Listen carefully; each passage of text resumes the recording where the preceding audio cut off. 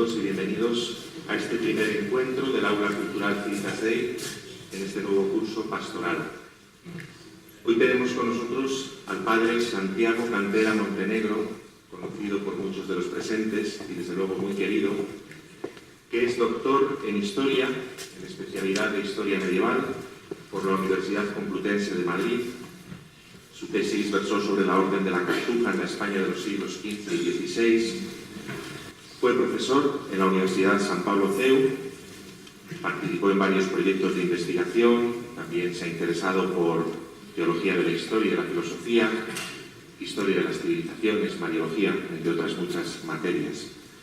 Tras una prueba en la Cartuja, buscando su lugar definitivo, su vocación, a los 30 años entró en la comunidad monástica benedictina de la Abadía de la Santa Cruz del Valle de los Caídos, de la que actualmente es el padre prior. Es autor del libro que hoy presentamos, que nos sirve como ocasión para hablar del nacimiento de España, Hispania, el nacimiento de España, un volumen publicado por la editorial Actas en el año 2014, un volumen de 563 páginas que algunos ya tienen en sus manos porque está disponible en este acto. En su persona se une lo mejor del monacato benedictino, la dedicación a Dios, lo primero y principal a través del oficio divino, pero también el uso de la inteligencia católica para acercarse a la realidad, en este caso la realidad de la historia, que siempre es historia de salvación. Él nos hablará del nacimiento de España, de la importancia y trascendencia del reino visigodo, de la presencia del cristianismo en nuestras tierras, también de la unidad de España en 1492 con los reyes católicos y con esa figura tan querida para nosotros que es el cardenal Cisneros. Estamos a las puertas de inaugurar el año Cisneros. También surgirán evidentemente en nuestro diálogo cuestiones actuales sobre la identidad de España o también sobre la unidad de nuestra nación. Por eso estamos deseosos de escuchar al Padre Santiago y le damos ya, sin más dilación, la palabra. Muchas gracias, don Juan Miguel, por esta presentación, por haberme llamado a participar. De un modo especial también las gracias a Monseñor don Juan Antonio Reig Pla, muy querido para mí personalmente, para nuestra comunidad benedictina. Pasa desde hace unos años varios días con nosotros en verano y además también le agradecemos, no solo nosotros sino muchas personas, yo creo el hecho de que es una voz valiente en España, y ya que vamos a hablar de España, se necesitan hoy en España estas voces valientes que exponen con claridad los principios católicos y al mismo tiempo resultan cercanas a las personas afectuosos como es Monseñor Reig Pla. Les agradezco su asistencia y agradezco también al editor del libro, a don Luis Valiente, su presencia aquí con su esposa, que es profesora de Derecho. Y para mí también es un gozo especial el poder estar aquí, en este Palacio Episcopal, en este lugar de Alcalá de Henares, tan vinculado en tantos aspectos a la historia de España. Entre otros, no solo por la presencia de Cervantes, sino de un modo especial también por la presencia de Cisneros, del cardenal Cisneros, que tanto trabajó en su ámbito por configurar lo que es la España cristiana y por el conocimiento de lo que son también los principios de esa España cristiana, y una figura tan relevante como ha sido él en una época fundamental de la historia de España. De hecho, la mayor parte de las personas con cierta formación pueden saber que es en la época de los Reyes Católicos de la que Cisneros es protagonista cuando se alcanza la unidad de los reinos y coronas de España por esa unión dinástica de los Reyes Católicos de Isabel y Fernando, la unión de las coronas de Aragón y de Castilla, con el modelo aragonés de tipo federativo, que luego va a ser típico también de los Austrias, tanto en España como en el imperio de los Habsburgo. Esa unión de reinos y coronas que va además asimilando, incorporando otros territorios como Canarias, el Reino de Navarra, el Reino de Granada, es decir, configurándose la unidad de España. Y muchas veces, de hecho, se piensa que España nace con los Reyes Católicos. No está en parte equivocado si se entiende como un Estado moderno unido, pero lo que es la realidad de España, de hecho, comienza de mucho más atrás, y el concepto de España como patria tiene unas raíces históricas que se retrotraen mucho más atrás en el tiempo, como es lo que queremos ver aquí y lo que voy a tratar de exponer de forma más o menos resumida y lo que se recoge en el libro.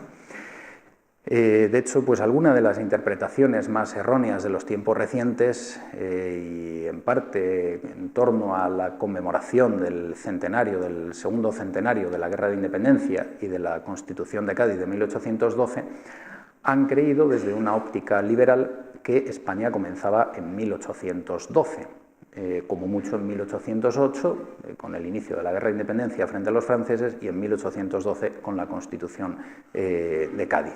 Esto evidentemente es un error porque una cosa es una toma de conciencia frente a un invasor extranjero, pero que tiene su fundamento en la existencia de un concepto de España que es mucho anterior. Por lo tanto, nos podemos retrotraer de 1812 yendo más atrás al reinado de los Reyes Católicos. Pero quien tenga aún más conocimiento sabe que en la Reconquista, en los 8 siglos de la Reconquista, iniciada desde comienzos del siglo VIII en las montañas de Asturias y paralelamente también un poco después en los Pirineos, existe ese concepto de España. Así lo manifestó claramente un gran medievalista como don Claudio Sánchez Albornoz, que insistió e incidió en cómo en los 8 siglos de la Reconquista se va configurando con fuerza ese concepto de España y la realidad de lo que entendemos como España. Pero él mismo habló de un componente premuslim que señalaba de un modo especial en la época del reino visigodo de Toledo. Y es que ciertamente cuando se inicia la Reconquista y a lo largo de la Reconquista, los diversos condados, reinos y coronas que reconocen la legitimidad de la independencia política de cada uno de ellos en ese momento, tienen sin embargo el ideal puesto en la recuperación de un reino visigodo, de un primer reino español que existió unido tiempos atrás y que fue conquistado por una fuerza extranjera y que además era ajena en la fe, como fue la invasión islámica del año 711. Esto es lo que se ha denominado el neogoticismo, la idea de recuperar lo que fue el reino de los godos, el reino visigodo, el primer reino español, como así lo denomina, por ejemplo, don José Orlandis, un historiador egregio que ha trabajado de un modo especial en todo el estudio del reino de los visigodos de Toledo y su precedente de Tolosa. Pues la idea de esos condados, reinos y coronas está puesta el ideal en el reino visigodo de Toledo y en restaurarlo. De ahí que cuando los reyes católicos, como muy bien ha señalado don Luis Suárez, otro gran medievalista y además de buen católico, don Luis Suárez, los reyes católicos Isabel y Fernando no se tuvieron a sí mismos por fundadores, sino por restauradores del reino de los godos. De hecho, el rey Fernando, muerta ya Isabel, dijo en una ocasión en Barcelona que nunca desde hacía 800 años España había alcanzado tal gloria, en primer lugar por la gracia de Dios y en segundo lugar, aquí pues era un poquito humilde, decía por mi trabajo y mi labor, pero era una realidad. era una realidad. Gracias a los Reyes Católicos se recuperó de algún modo, ellos tuvieron conciencia de que se había conseguido recuperar aquel reino visigodo perdido en el año 711. Una noción de la pérdida de España que ya en el año 754 un monje anónimo mozárabe expone en una crónica que se denomina precisamente la Crónica Mozárabe del año 754. Ahí plasma esa idea de la pérdida de España, un lamento porque esa España cristiana unida bajo el cetro de los visigodos se ha perdido por una invasión extranjera. Y él señala que también pues, se ha podido deber a los pecados de los hombres, a los pecados existentes en el reino de los godos, pero lamenta esa pérdida de España. Es decir, existe claramente este concepto de que España existía, España se ha perdido y España se ha de restaurar. De hecho, cuando algunas de las primeras crónicas astures expongan una supuesta arenga del rey don Pelayo, el primer rey de Asturias, ponen en su boca la idea de restaurar España, de recuperar España. Y cuando en 1212, en la batalla de las Navas de Tolosa, los distintos reinos hispánicos cristianos se unen para afrontar la acometida de los almohades, de los musulmanes almohades, don Rodrigo Jiménez de Rada, navarro y arzobispo de Toledo, dirá que ha sido una victoria de soli hispani, de solo los españoles, porque, de hecho, ciertamente, los cruzados europeos que habían venido se volvieron a sus tierras, ya que no se consintió a la pretensión que ellos tenían en cuanto al reparto del botín. Los reyes cristianos señalaron que la práctica española era dejar a los vencidos con sus pertenencias y no arrebatárselas como hacían los europeos, y entonces, ante esta diferencia, los cruzados europeos se retiraron y por eso Rodrigo Jiménez de Rada dice que es una victoria de soli hispani, es decir, se está con la conciencia clara de que hay que recuperar y restaurar esa España perdida. Y ciertamente es lo que vamos a tratar de ver aquí, cómo es en la época del reino visigodo de Toledo, cuando se configura con bastante claridad un concepto de España que va más allá de lo meramente geográfico y territorial. Pero no debemos olvidar también que este reino visigodo español, que es el primer reino español unido, tiene también unos fundamentos anteriores. Muy bien señalaba don Martín Almagro, es una saga de prehistoriadores y arqueólogos de España. Don Martín Almagro Gorbea señalaba hace unos años que quien aún conozca un poco más de la historia no solo llegará hasta el reino de los godos, de los visigodos, sino que incluso entenderá que en la época de los romanos ya hubo una primera unidad de España dentro siempre, eso sí, dentro siempre del Imperio Romano. Entonces no se concibe una España independiente, una España fuera de ese marco romano. Y de hecho por eso los visigodos también van a tener una fuerte veta de romanismo, aunque ya se tiene clara la conciencia de que es un reino independiente dentro del marco de la Europa occidental.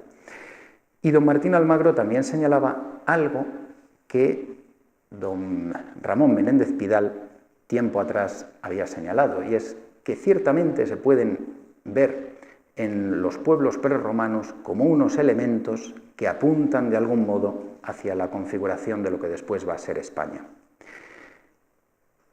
No obstante, en cuanto a concepto de España, en el que se unen tres elementos, el de un territorio, una entidad política que es un reino, el reino visigodo de Toledo, y un elemento cultural de clave fundamentalmente religiosa y concretamente católica, con un elemento romano y otro germánico, va a ser en el tiempo del reino visigodo de Toledo cuando estos tres elementos aparezcan unidos, y por eso podemos hablar de un primer proyecto de España en la historia.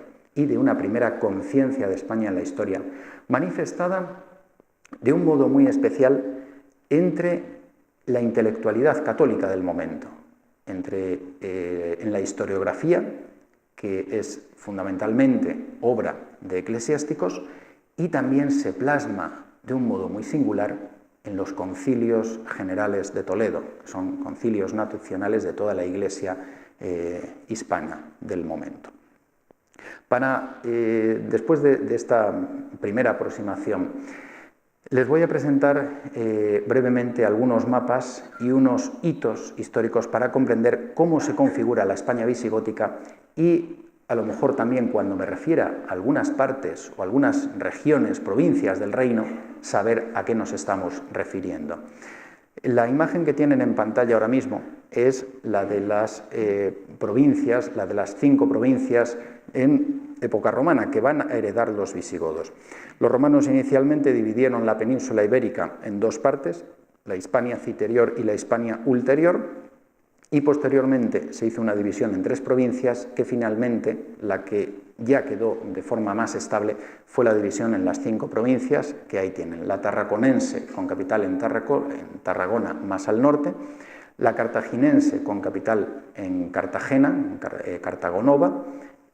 Los visigodos van a trasladar la capital no solo del reino, sino también de esta región a Toledo, porque además precisamente la zona de Cartagena inicialmente estaría dominada por los bizantinos cuando arriban los visigodos a España, y la capital estará más bien en Toledo.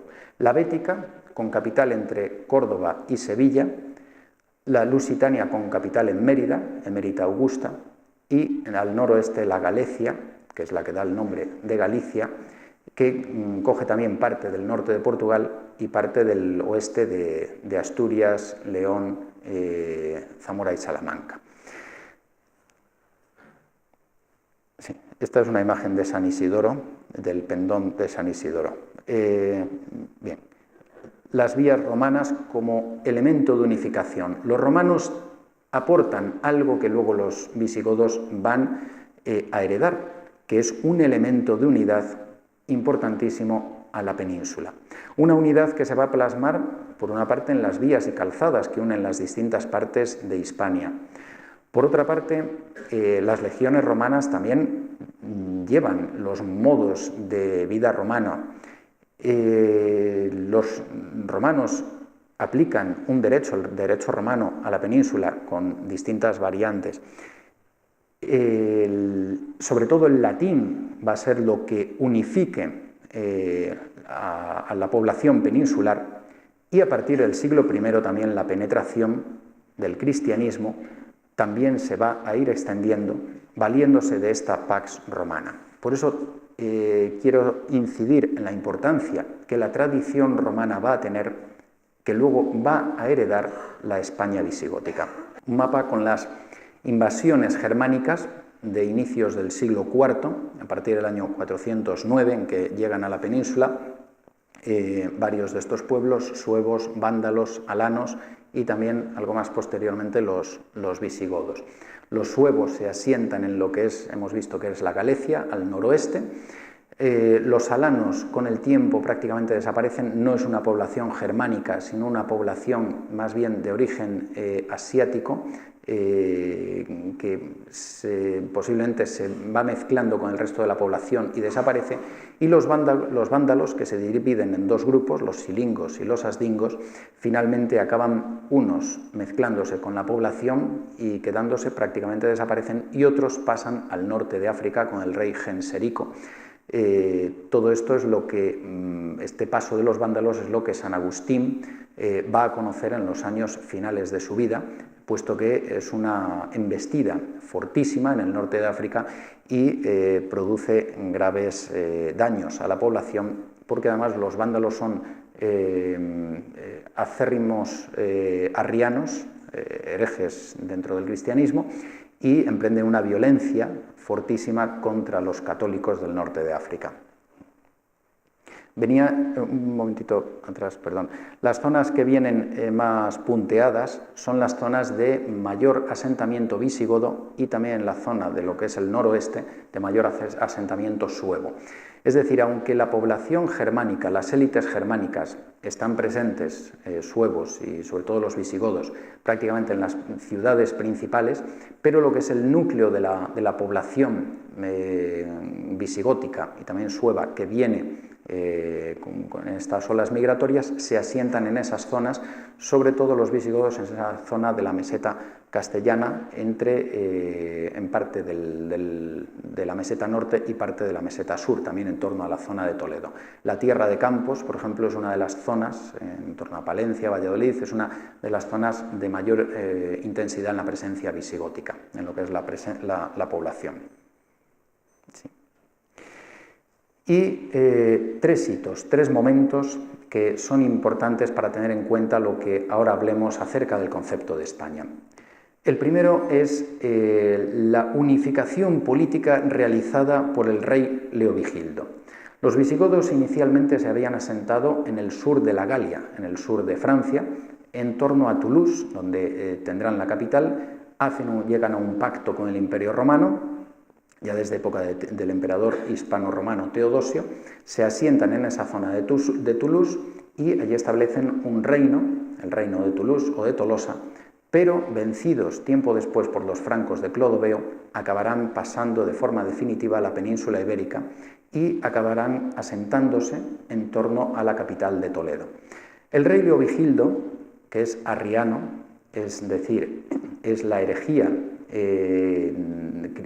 dentro del cristianismo que siguen la mayor parte de los pueblos germánicos, que niega la divinidad de Jesucristo y que va a dificultar en un inicio la unión de hispanorromanos y visigodos, Leovigildo, sin embargo, es una gran mente política, es una mente política privilegiada. Se puede decir que es un gran estadista, que mira al modelo bizantino, al modelo del Imperio Romano y sobre todo al modelo del Imperio Bizantino como manifestación de la autoridad y del poder con una visión muy moderna para la época.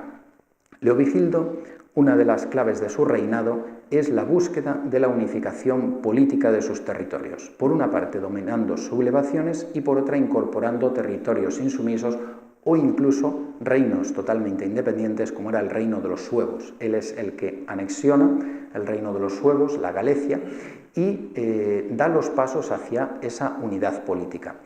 Él aspira también a la unidad de las dos poblaciones, hispano-romana, que es mayoritariamente católica, y la visigótica, y también la sueva, la visigótica sobre todo que es mayoritariamente arriana. Pero lo busca por una parte a través de procesos de unificación jurídica, de unificación en el derecho, y por otra parte a través de matrimonios mixtos. Sin embargo, no consigue romper esa barrera que divide a la población de Hispania, o Hispania, de España, que es la barrera entre el catolicismo y el arrianismo. Intenta diversas fórmulas, con todas ellas fracasa, incluso hace una transformación final del arrianismo, evolucionando hacia lo que sería más bien un macedonianismo, para atraer a los católicos. Trata de hacer un cambio dentro de la teología arriana, van a aceptar los obispos arrianos visigodos la divinidad de Jesucristo, pero siguen negando la divinidad del Espíritu Santo y evidentemente los obispos católicos se niegan a admitir esta farsa. Por eso no alcanza la unidad. Y al final de su reinado también se produce, en un momento de su reinado, el martirio de San Hermenegildo, aunque no voy a entrar ahora en este asunto porque sería prolijo. Leovigildo, por tanto, es el que logra prácticamente la unificación política de la península en torno al reino visigodo de Toledo, quedando solamente por someter la parte que está bajo dominio bizantino, que se conseguirá incorporar bastante más tardíamente.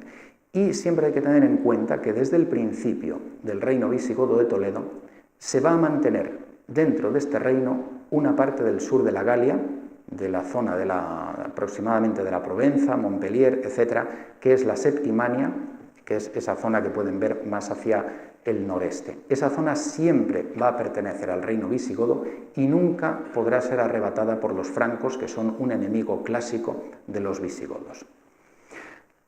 El segundo momento, que para mí es la clave del nacimiento de España y del concepto de España que se va a configurar, como veremos, es el Tercer Concilio de Toledo. Es la conversión ya del pueblo de los visigodos, encabezados por su rey Recaredo, hijo de Leovigildo.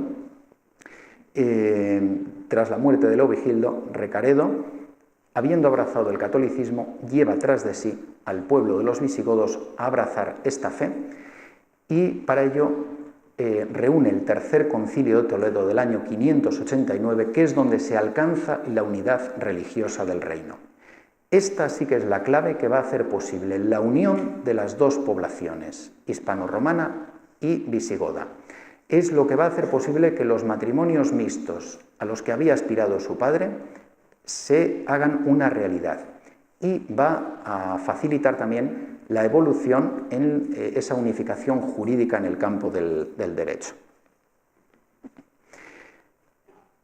Y será el rey Recesvinto quien culmine este proceso de unificación territorial con Leovigildo, unificación religiosa con Recaredo, y será el rey Recesvinto quien, ya más avanzado el siglo VII, logre la unificación jurídica con el Liber Judiciorum o Liber Judiciorum o Lex Visigotorum, que es el que en la Castilla medieval, en Toledo, de un modo especial, se va a conocer como el fuero juzgo, y va a pervivir también en las diversas partes de la España medieval, de un modo muy especial en Cataluña, en la antigua Cataluña, incluso llegando hasta la renovación jurídica de los usatges de Barcelona, a los que sería interesante hacer alguna alusión, pero no nos podremos extender mucho más. Aquí señalo las distintas provincias del reino visigodo, que son las de época romana, básicamente. Lo vamos a ver luego en otro mapa con el que nos vamos a quedar, y entramos ya en lo que es parte central del tema de la conferencia. Sí. Esta podría valer. Sí. ¿Se ve bien esta imagen? Sí, pues entonces nos quedamos con esta. Muy bien. Toda la zona del norte también sobre esta cuestión trato también en el libro acerca de la polémica que ha existido, y lo que los estudios más recientes reflejan, que la zona de los astures y los cántabros estuvo integrada en el reino visigodo con muchos menores problemas que en la época romana. Estuvo bastante bien integrada, y eso facilitó que los orígenes de la Reconquista se produjeran allí. Y en torno a los vascones distingo también dos sectores de la población vascona, siendo tan vascones unos como otros. Lo que eran los vascones de las tierras más llanas, más del sur, que habían sido perfectamente romanizados y se incorporaron también sin problemas a la realidad del reino visigodo, y otra parte de los vascones en las zonas más agrestes, que fue la que sí ocasionó ciertamente más problemas de sublevaciones dentro del reino visigodo. No entraré ahora aquí en este aspecto. Yo quisiera señalar, por una parte, que es curioso que acerca de toda esta cuestión del concepto de España en época de los visigodos hayan sido algunos hispanistas franceses, de un modo especial Jacques Fontaine, seguido de otros discípulos suyos, quienes hayan remarcado más esta realidad. Es decir, a veces en España parece que no nos atrevemos a estudiar o a hablar de unas realidades que han existido, que están ahí, y a veces incluso algunos historiadores extranjeros nos lo tienen que reflejar. No obstante, como antes les decía, también ha habido otros grandes estudiosos, otros grandes medievalistas fundamentalmente, que quizá con menor profusión, pero todos ellos han sido conscientes de la configuración de este concepto de España en la época visigótica. Así les citaba antes Claudio Sánchez Albornoz, por ejemplo, con ese elemento premuslim y luego la idea del neogoticismo, que es una idea que él, propiamente un término que la acuña, don Ramón Menéndez Pidal, José Antonio Maraval, que tiene un libro clásico ya que se denomina El concepto de España en la Edad Media y ya tiene también una parte inicial donde nos habla de esta realidad de los visigodos. Diversos académicos de la historia en años recientes, también como don Luis Suárez, que antes citaba, Eloy Benito, Ladero Quesada, Valdeón Baruque, han trabajado mucho también sobre el concepto de España en la Edad Media y todos ellos tienen presente la realidad del reino visigodo como un primer elemento configurador. Y quizá también quisiera destacar, aparte de algunos estudios antiguos como Gibert, otros como el de un profesor precisamente de la Universidad de Alcalá, que es don Luis Agustín García Moreno, que es hoy la figura más egregia en el conocimiento del reino visigótico y quien también ha trabajado de un modo especial por profundizar en lo que fue esa realidad del concepto de España en época de los visigodos. Los fenicios denominaron a la península Isefan-In, que se traduce habitualmente como tierra de los conejos o tierra de los metales, por la profusión que encontraron de lo uno y de lo otro en nuestro suelo cuando aquí llegaron y asentaron sus primeras colonias. Los griegos dieron dos nombres a la península, el de Hesperia, en alusión a la estrella del Héspero, a la más occidental, o también Iberia, por el río Iber, que es el Ebro. Y los romanos, a partir de esa denominación fenicia y en parte de la de Hesperia, la llamaron Hispania, que es la que los visigodos recogieron, incluso simplificaron, y por eso en ocasiones aparece reflejada como Hispania o Hispania, y es ya de la cual evoluciona nuestro término España. Como les decía antes, Roma echó los fundamentos en muchos aspectos de cara a unificar la península de un modo muy especial con la lengua, y después el cristianismo desde el siglo I también contribuyó a ir unificando el ámbito de la península. Los mártires, la presencia de los mártires hispano-romanos, aquí tenemos la presencia de los santos niños, la presencia de los mártires va a constituir una memoria que une a las tierras de España y de algún modo podemos decir que su sangre fue fecunda en configurar en el futuro un ámbito de fuerte raigambre cristiana como es España. Incluso no olvidemos que en época de los romanos un emperador hispano-romano como fue Teodosio el Grande fue el que acabó dictaminando que el cristianismo católico de Nicea fuera la religión oficial del imperio. De Constantino a Teodosio se da ese cambio en que desaparecen las persecuciones, el cristianismo comienza a ser permitido su práctica normal dentro del Imperio Romano, y con Teodosio culmina en acabar convirtiéndose en la religión del Imperio Romano. Por lo tanto, todo apuntaba en la dirección de que el cristianismo iba a ser un elemento fundamental en la identidad y en el futuro de España. Y de hecho, cuando el Imperio Romano se resquebrajó, algo que sucedió no solo en España, sino en otros lugares de Europa también, es que la Iglesia asumió en gran medida la herencia del Imperio Romano. Fueron los obispos y los monjes quienes muchas veces, los primeros monjes, San Benito, quienes muchas veces defendieron a la población hispano-romana, intercediendo por ella ante las poblaciones nuevas que llegaban en migraciones, las poblaciones germánicas.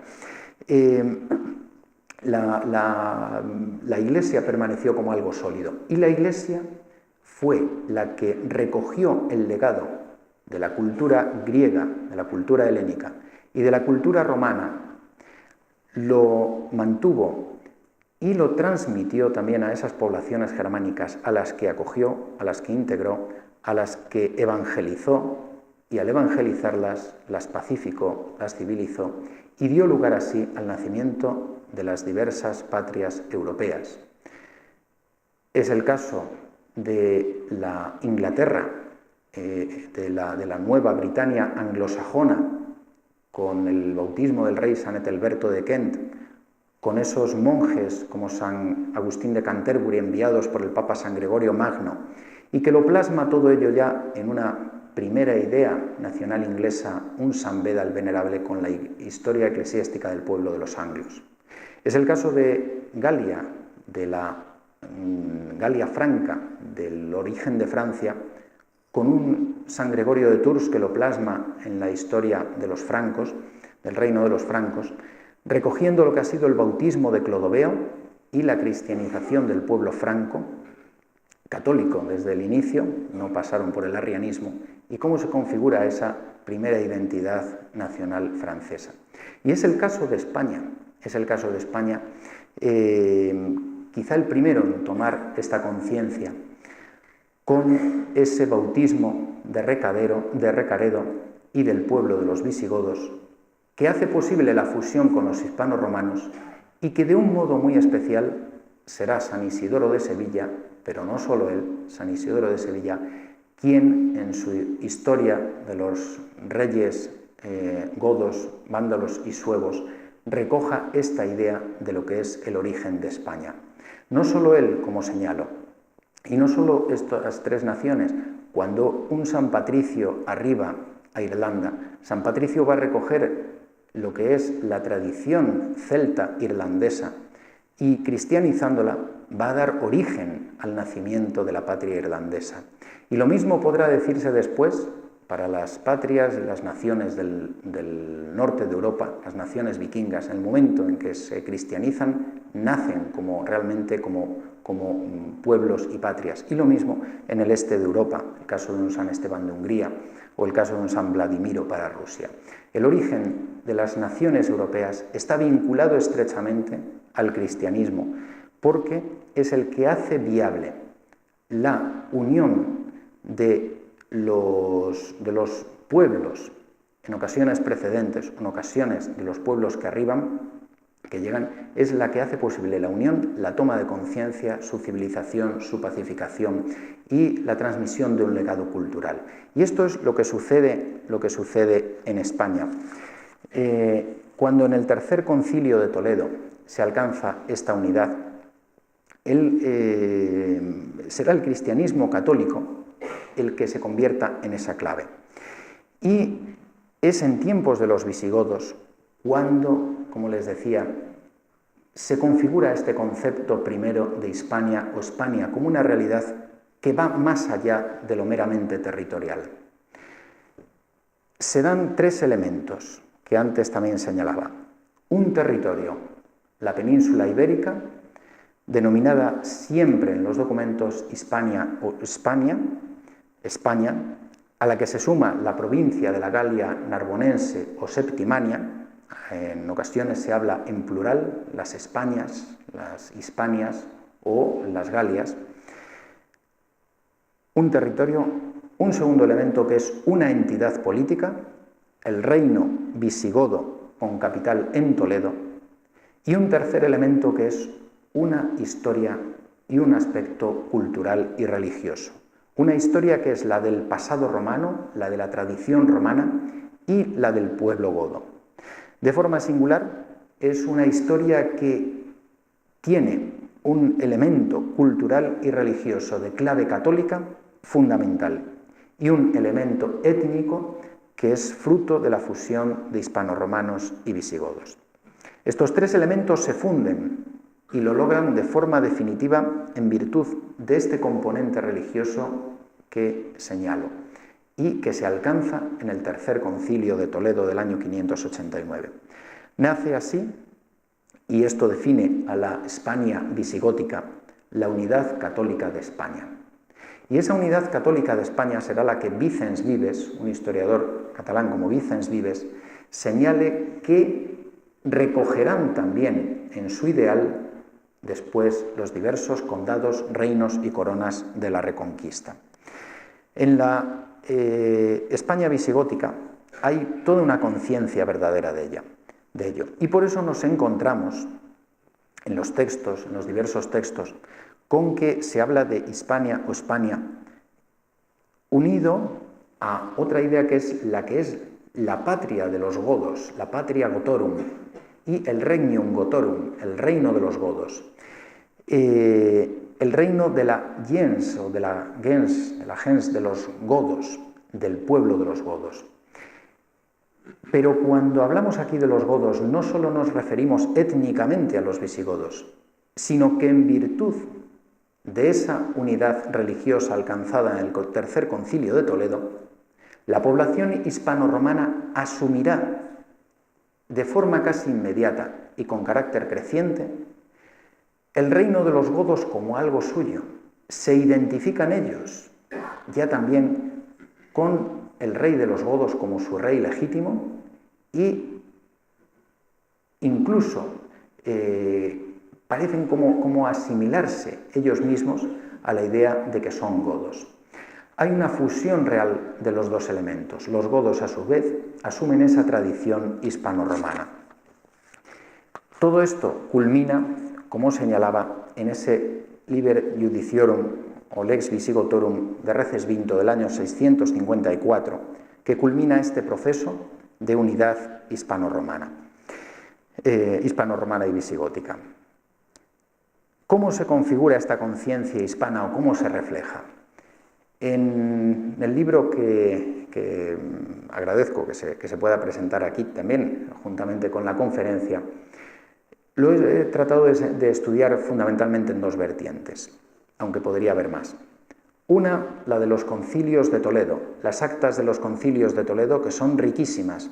Entre otros aspectos, son importantes además porque lo que se trata en esos concilios, luego los obispos, que son todos los obispos de España y de las Galias, así se dice, lo llevan a sus respectivas diócesis y allí normalmente, con frecuencia, se reúnen concilios provinciales que aplican las normas, sobre todo de los grandes concilios toledanos.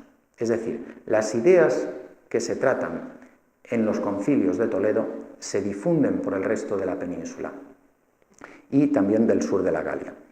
Y el otro elemento sobre el que me he fijado sobre todo es la historiografía en algunos autores.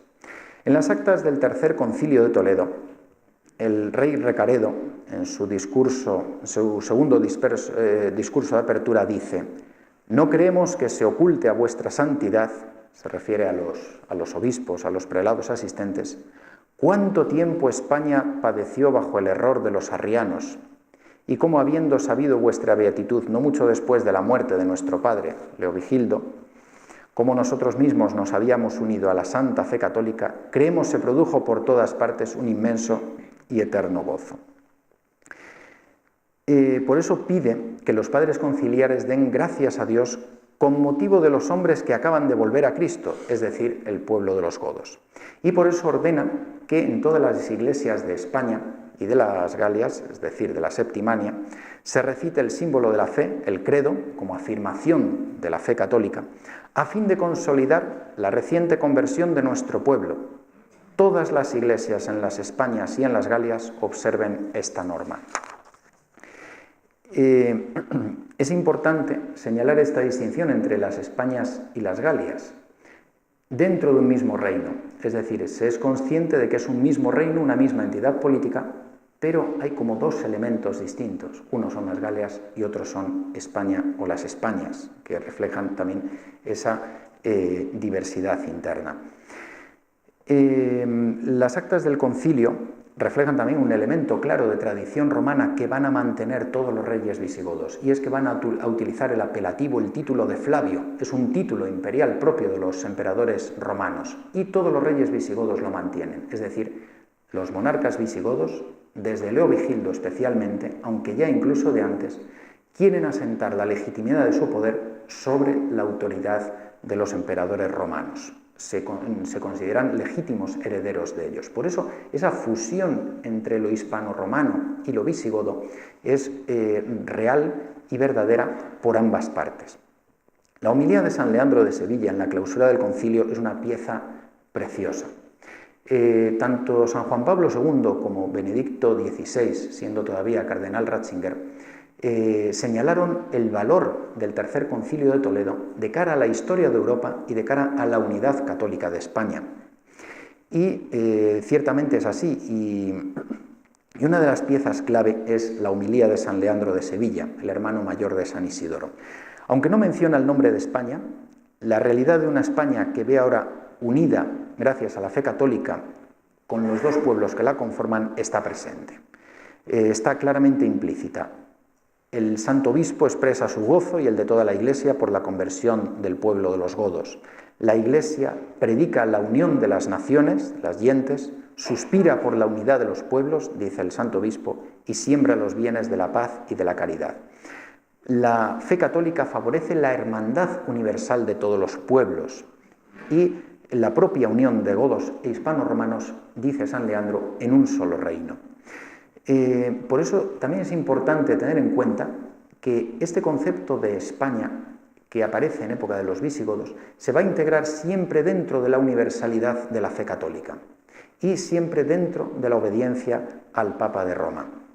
Es un elemento más de romanidad y de universalidad católica. Hay un elemento claro de conciencia propia del nacimiento de una conciencia hispana, pero siempre también dentro de un marco más amplio que es el de la universalidad de los pueblos en torno a la fe de Cristo y la obediencia al Papa de Roma, como un elemento que afianza aún más esa tradición romana.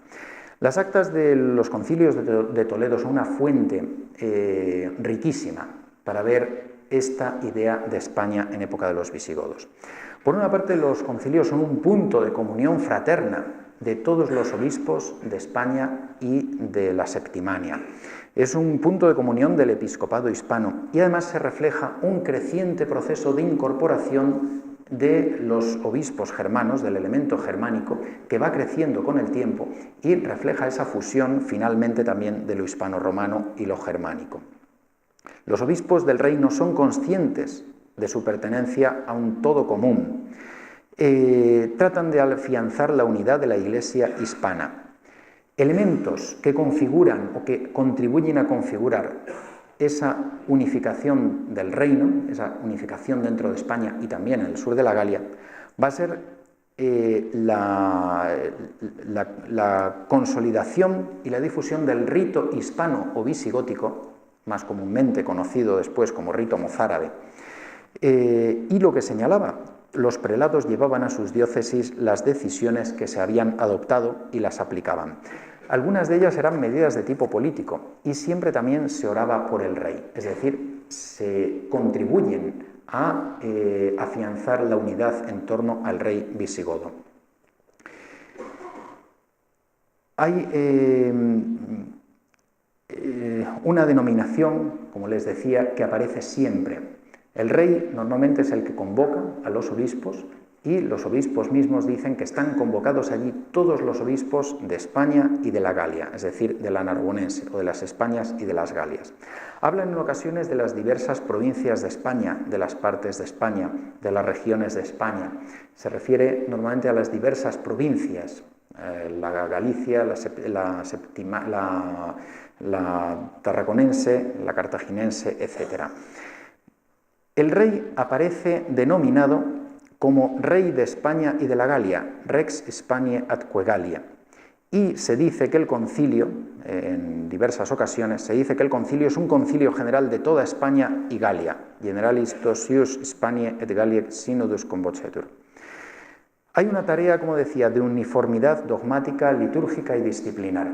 En este sentido, quizá el concilio más importante, después del Tercer Concilio de Toledo, va a ser el Cuarto Concilio, que preside San Isidoro en el año 636, pocos años antes de su muerte. El Tercer Concilio de Toledo del 589, en el que se produce la conversión de los visigodos, es presidido por San Leandro, y el de 633, el Cuarto Concilio de Toledo, yo diría que juntamente con el tercero, el más importante, es presidido por su hermano San Isidoro. En él se dice que se guarde el mismo modo de orar, en este cuarto concilio, que se guarde el mismo modo de orar y cantar en toda España, el mismo modo en la celebración de la misa, la misma forma en los oficios vespertinos y matutinos, y en adelante los usos eclesiásticos entre nosotros. Es decir, todos estos concilios van configurando un factor de unificación importantísimo.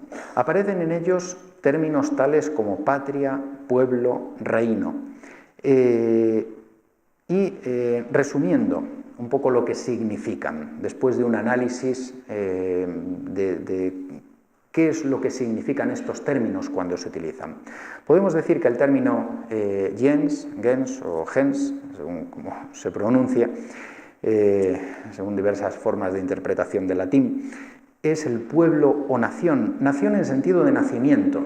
No entendamos nación como en el siglo XIX, con un concepto un tanto abstracto, sino como elemento de nacimiento, como pueblo. Se refiere propiamente al origen por nacimiento, es el grupo étnico de origen, y por lo general se refiere a la gens de los godos. Se habla de populus, este es un término latino también, y aquí suele hacer referencia a la idea romana del pueblo como sujeto de derechos y deberes políticos. Es el concepto romano, un concepto político. Es el pueblo también que habita el territorio hispano y que se encuentra bajo la autoridad y el poder del rey visigodo. Patria, se habla de patria, que es el territorio, la tierra que heredamos de los padres, lógicamente. La patria es el territorio común. En estos concilios de Toledo se entiende la patria como el territorio común, y común es a visigodos y a hispano-romanos. Se aplica a España y también a todo el conjunto del reino visigodo, incluyendo la narbonense.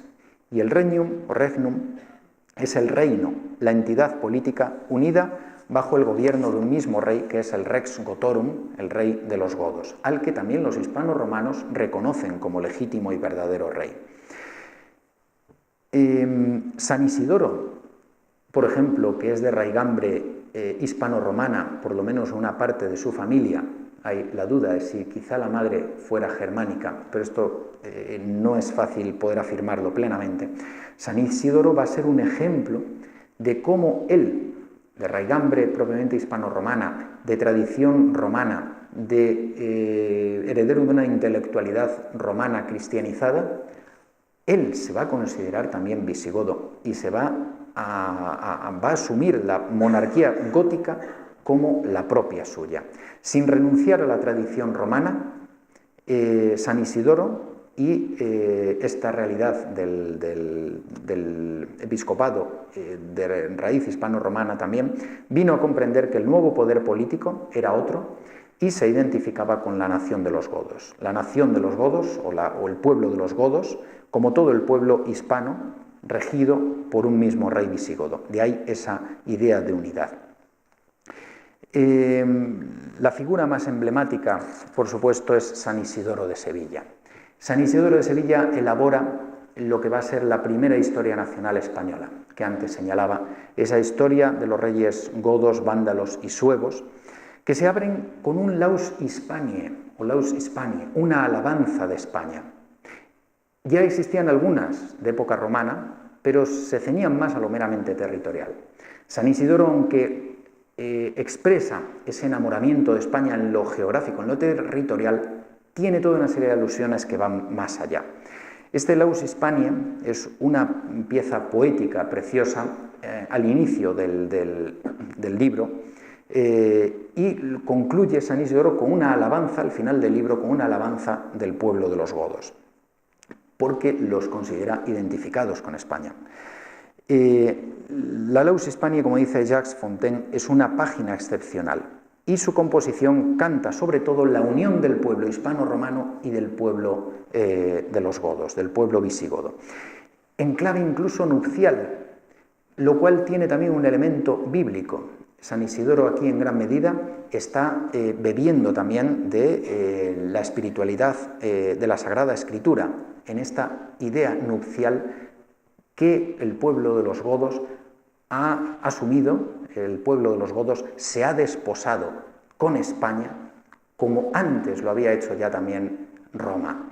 Y ahora hay una unión de esos tres elementos, lo romano, lo germánico y España, en virtud de la fe católica.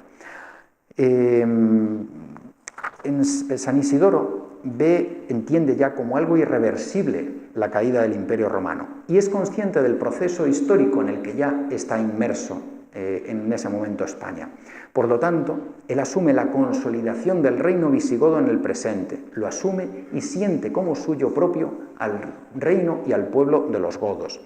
Y la historia de España es ya para él la historia de los visigodos. Por eso canta a los visigodos al final también de la obra. Y hace un cántico patriótico a España y un canto a los godos. España ha pasado del poder de los romanos a desposarse con la nación goda. Como decimos, tiene esto unas imágenes paulinas y agustinianas. Tiene unas frases preciosas. También dice que España es la reina de todas las provincias, rica en hijos, en piedras preciosas y púrpura, fertilísima en talentos y regidores de imperios. Se refiere a los emperadores romanos, como Teodosio o anteriormente Trajano, Adriano. Y así eres opulenta, trata a España en segunda persona, la personifica y se enamora de ella. Eres opulenta para realzar príncipes, como dichosa en parirlos. Y por ello, con razón, hace tiempo que la áurea Roma, cabeza de las gentes, te deseó, y aunque el mismo poder romano, primero vencedor, te haya poseído, sin embargo, al fin, la floreciente nación de los godos, después de innumerables victorias en todo el orbe, con empeño te conquistó y te amó, y hasta ahora te goza segura entre ínfulas regias y copiosísimos tesoros en seguridad y felicidad de imperio. Es una pieza retórica, dije poética, no, perdón, es en prosa, pero es una pieza retórica maravillosa. Luego el tono de la historia es distinto, es más el de una crónica con un elemento siempre providencialista. Hay este enamoramiento de San Isidoro, por una parte por la España geográfica o territorial, pero, ojo, también se plasma, como vemos, un amor hacia la patria, hacia España, por la grandeza histórica y humana de la misma. Y esa imagen nupcial o esponsal refleja esa idea de personificación de España, a la que, como decíamos, trata en segunda persona, de tú, a la que define como madre, madre de príncipes y de pueblos, de hijos, de talentos, de emperadores. Los aspectos de la riqueza geográfica o territorial contribuyen a ese enamoramiento de España, por supuesto, a incrementar ese amor a España. Y refleja, como decía también, ese sentimiento de herencia de la Roma que poseyó, que deseó y poseyó a España, a la vez que un sentimiento de identificación con el pueblo y el reino de lo visigodo. San Isidoro es consciente de la unión de lo romano y lo germánico en virtud de la fe católica que ha sido capaz de unirlos, que ha sido capaz de abrazarlos a raíz de ese tercer concilio de Toledo. Ideas semejantes podemos encontrar en otros autores, en otros historiadores, cronistas de la época. He tratado, por ejemplo, la crónica de Juan de Víclaro, que es el primero en ofrecer una visión de España como realidad político-religiosa en torno a la monarquía goda y a la fe católica, alcanzada por Leovigildo y definitivamente por su hijo Recaredo. Es otro obispo de origen lusitano, después en lo que es la tarraconense, en parte de lo que posteriormente sería Cataluña. También San Isidoro en las etimologías nos transmite ideas preciosas sobre España, el concepto de España, la definición de España, de las distintas partes y pueblos de España. Y de hecho en la Edad Media a él se le denominará el doctor de las Españas. Será una figura que perdure en el recuerdo y a lo largo de los siglos medievales, no solo en España, sino que la figura de San Isidoro trasciende más allá, traspasa los Pirineos para toda Europa. He tratado en el libro también sobre otras obras, como una obrita preciosa que habla de los obispos de Mérida, el Liber Vitas Sic, así se titula el libro, aunque sea una incorrección latina, Liber Vitas Sanctorum Patrum Emeritentium, el libro de las vidas de los santos padres de Mérida. O también la historia del rey Bamba de San Julián, obispo de Toledo, en la que el patriotismo hispano-visigótico, estamos ya más avanzados después de San Isidoro, ese patriotismo hispano-visigótico, frente a un enemigo externo clásico del reino de los visigodos, como es el reino franco, el reino de los francos de la Galia, le lleva a hacer también una composición literaria preciosa, que es una queja o un lamento de España, de Hispania, en un sentido doliente, porque ha habido una sublevación promovida por los francos en esa región de la Septimania, que finalmente el rey visigodo Bamba va a someter. Hay una queja de España, un lamento de España. Es como casi anticipándonos como ese me duele España de Unamuno, pues San Julián de Toledo de algún modo lo plasma aquí, o como luego lo plasmará también en el 754 el cronista anónimo mozárabe de la crónica del 754. Me he fijado también en la Vita Fructuosi, la vida de San Fructuoso de Braga, porque refleja la configuración clara o la idea clara de un concepto de España en el noroeste de España. Es un autor, un monje, el autor de la Vita Fructuosi es un monje de tradición fructuosiana, del monacato fructuosiano, en la zona de la Galicia, y recoge esa idea de España y también cómo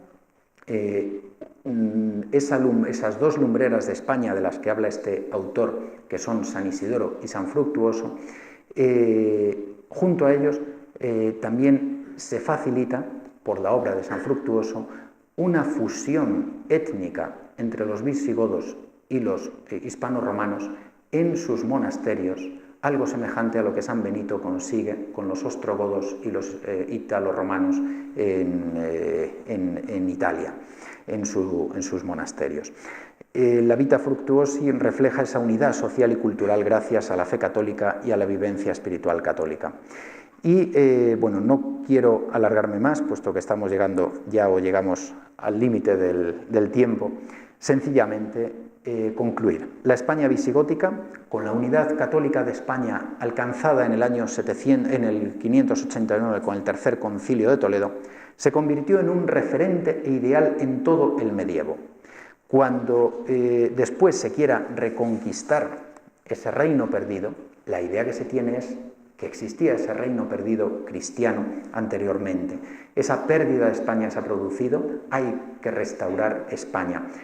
Aunque se admita la diversidad política de condados, reinos y coronas, no importa, pero es restaurar una idea superior, que es una idea cultural y religiosa de España. Lo que en la Edad Media va a unir a los hispano-cristianos no es la diversidad, no es la cuestión política. Cada uno tiene, se dan como legítimos los distintos condados, reinos y coronas, sino que es una unidad cultural de clave religiosa, de clave católica fundamental. Eso sí llevará, no obstante, a que haya unas aspiraciones de hegemonía, sobre todo en el Reino de León y que hereda Castilla, pero también en Cataluña y en Navarra y en Aragón. En conclusión, existió un claro concepto de España, Hispania o Hispania en los tiempos del reino visigodo, a partir fundamentalmente de la unificación de Leovigildo y sobre todo del Tercer Concilio de Toledo, la unificación religiosa.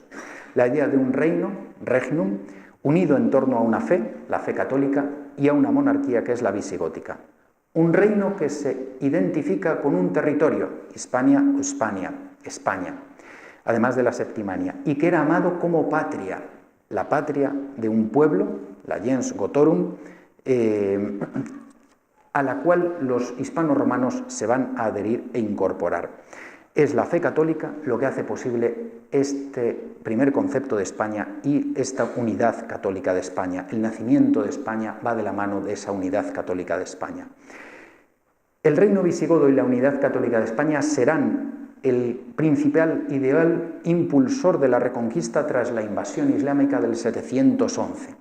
Y de hecho, cuando los reyes católicos alcancen la unidad de los reinos y coronas de España, ellos se sentirán, como decíamos, no como fundadores, sino como restauradores, porque han sido quienes han restaurado aquel ideal de la unidad católica de España. Por lo tanto, creo que si hoy queremos comprender bien España, no podemos perder de vista el sentido fundador del reino visigodo de Toledo. La realidad y el ideal de la unidad católica de España son elementos clave.